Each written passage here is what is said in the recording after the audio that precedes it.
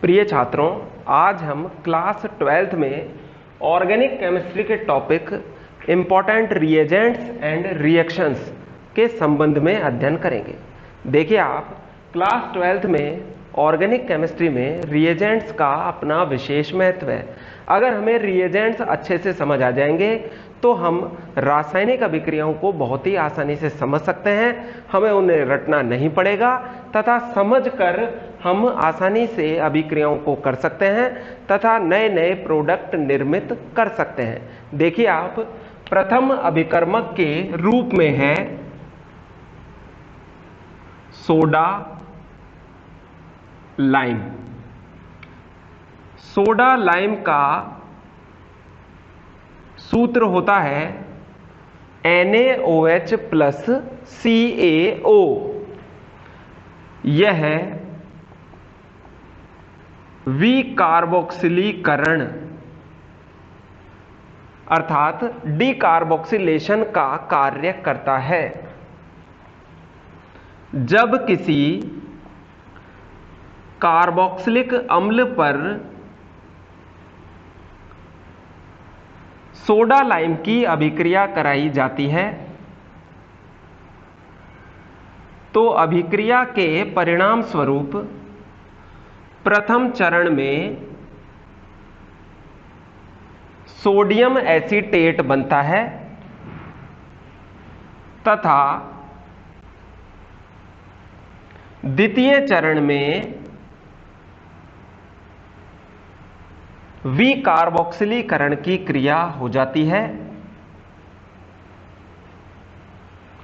तथा परिणाम स्वरूप कार्बन की संख्या में कमी आती है तथा एल्केन का निर्माण होता है। अर्थात दो महत्वपूर्ण प्रक्रियाएं संपन्न हुई हैं। एक प्रक्रिया है विकार्बोक्सिलीकरण अर्थात CO2 निकल गई है।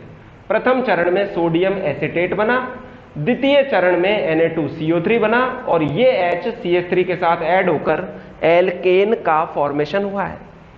इसी प्रकार कार्बन श्रृंखला में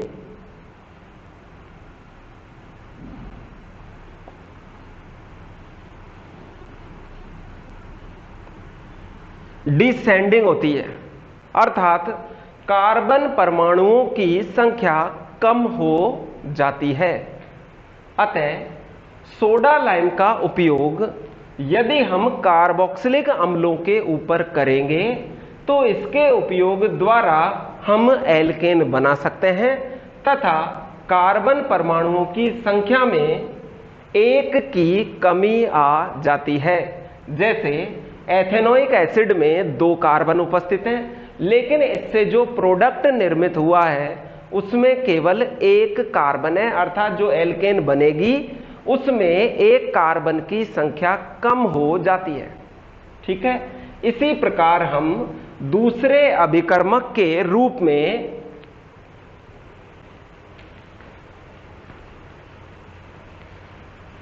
एल्कोहलिक KOH को ले सकते हैं।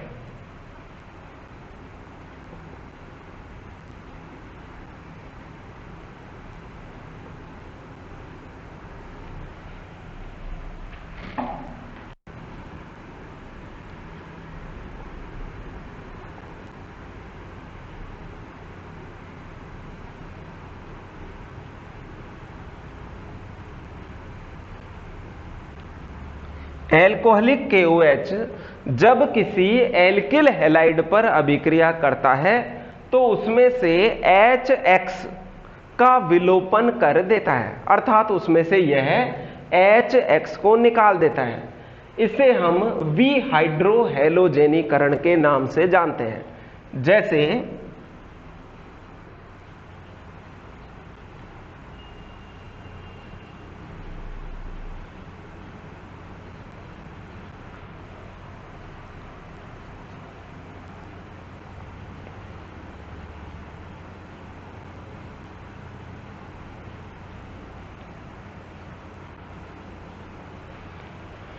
उपरोक्त अभिक्रिया को आप ध्यान से देखिए। ये एक एल्किल हैलाइड है। हैलोजन परमाणु जिस कार्बन से जुड़ा हुआ है उसे हम अल्फा कार्बन कहते हैं। उससे अगला कार्बन बीटा कार्बन कहलाता है। एल्कोहलिक KOH के द्वारा विहाइड्रोहेलोजनीकरण की क्रिया होती है। अल्फा कार्बन से एक हैलोजन और बीटा कार्बन से एक हाइड्रोजन निकल जाता है। परिणाम स्वरूप एल्कीन का निर्माण होता है। जो हैलोजन एल्किल हैलाइड से निकला है वो पोटेशियम के साथ अभिक्रिया करके KX बनाता है तथा बीटा कार्बन से जो H निकला है वो KOH के OH के साथ अभिक्रिया करके H2O का निर्माण करता है। इसी प्रकार तीसरे अभिकर्मक के रूप में हम जलीय KOH को लेते हैं।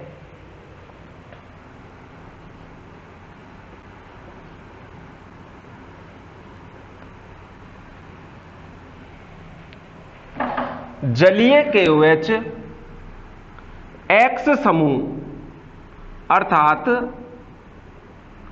हैलोजन को प्रतिस्थापित करके OH समूह को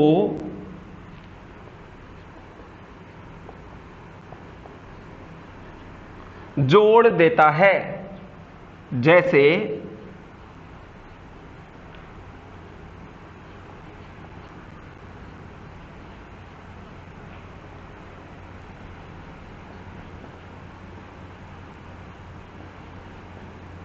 उपरोक्त अभिक्रिया को हम बड़ी आसानी से समझ सकते हैं।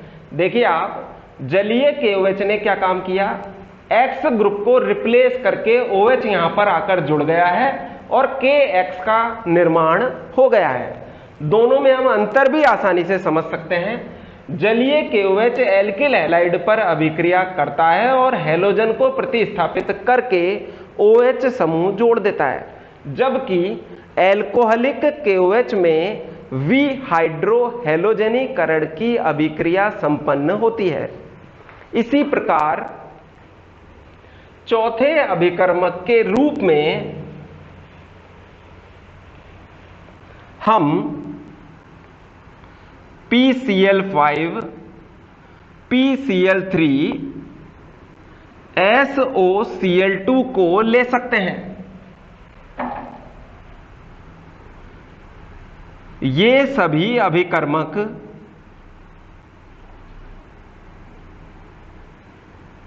एल्कोहल पर क्रिया करके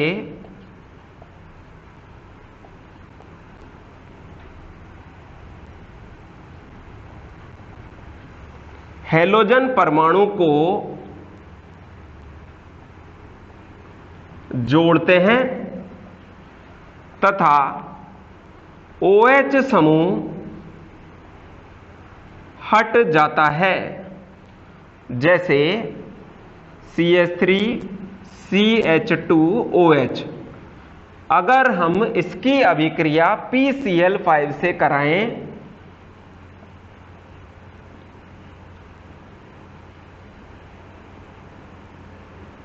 तो हमें CH3CH2Cl plus POCl3 plus HCl का निर्माण होता है।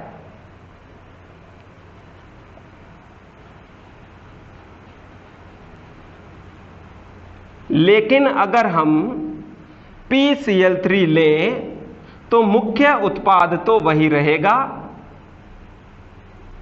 लेकिन सह उत्पाद के रूप में हमें H3PO3 प्राप्त होता है।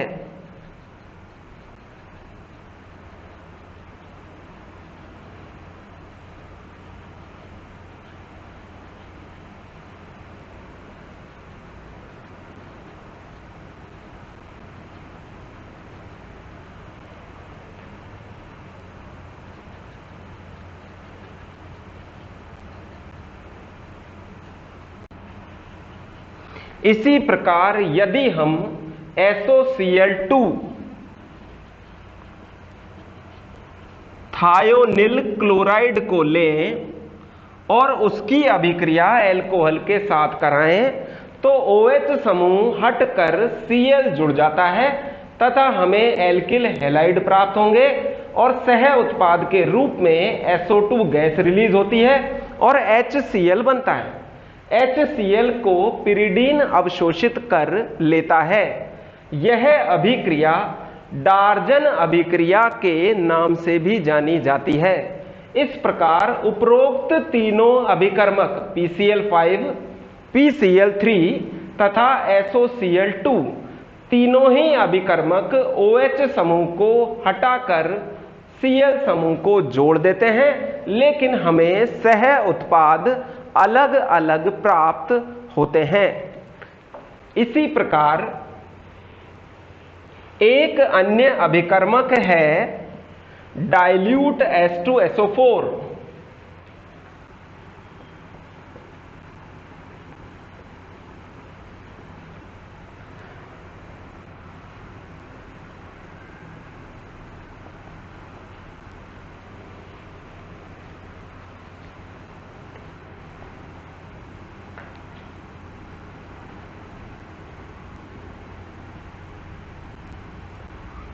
डाइल्यूट H2SO4 एक पाई बंध को तोड़कर जल के एक अणु का योग करता है।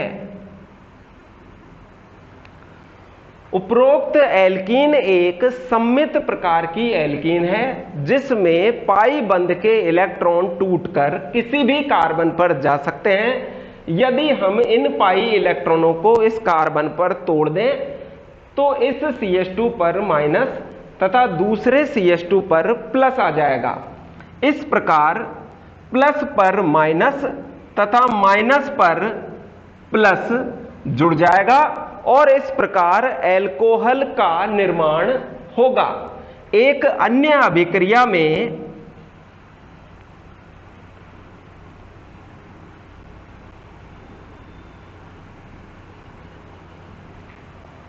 अगर हम एसिटिलीन के साथ डाइल्यूट H2SO4 की अभिक्रिया कराएं तो प्रथम चरण में हमें CH2 डबल बॉन्ड CHOH प्राप्त होगा और इसके ऊपर जब पुनः डाइल्यूट H2SO4 की अभिक्रिया होगी तो CH3CHOH ग्रुप दो बार उसके ऊपर अटैच होगा। किसी भी एक कार्बन पर एक से अधिक OH समूह विद्यमान नहीं रह सकते। इस कारण जल का एक अणु निकल जाएगा तथा परिणाम स्वरूप एथेनॉल या एसीटैल्डिहाइड का निर्माण आसानी से हो जाएगा। इस प्रकार डाइल्यूट H2SO4 एल्कीन एल्काइन पर जल के अणुओं का योग करता है। अन्य अभिकर्मकों का अध्ययन हम अगली क्लास में करेंगे।